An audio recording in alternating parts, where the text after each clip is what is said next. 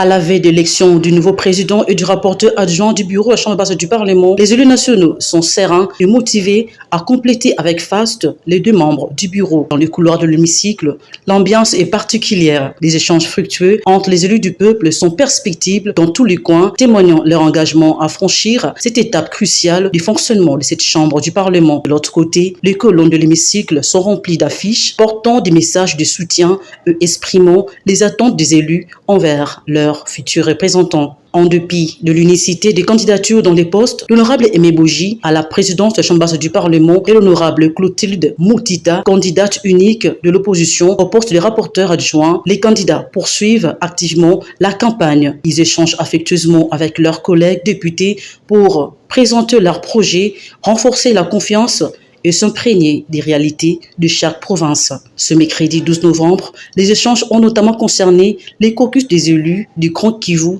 et du Grand Oriental, ainsi que les jeunes et les femmes parlementaires. Nous sommes dans une ambiance de campagne. Il était important pour le candidat Aimé Boji, notre candidat de l'Union sacrée de la nation, de rencontrer les députés, caucus par caucus, pour s'imprégner des réalités de chaque province de la République.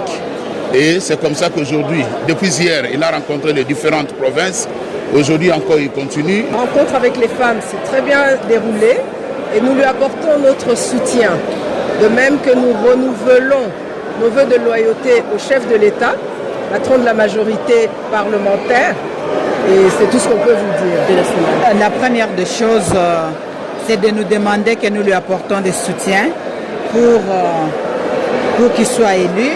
Il va respecter que le règlement intérieur, et de ce règlement intérieur, il fera coupler de ça des relations humaines, le respect, la considération, que ce soit pour les femmes, que ce soit pour les hommes. Et surtout pour nous les femmes, c'est de demander que nous sommes beaucoup plus mises en minorité pour la prise de parole, et nous voulons que la femme aussi puisse avoir une visibilité dans des prises de parole. La journée du jeudi 13 novembre sera décisive et déterminera l'avenir des postes vacants au sein du bureau de l'Assemblée nationale.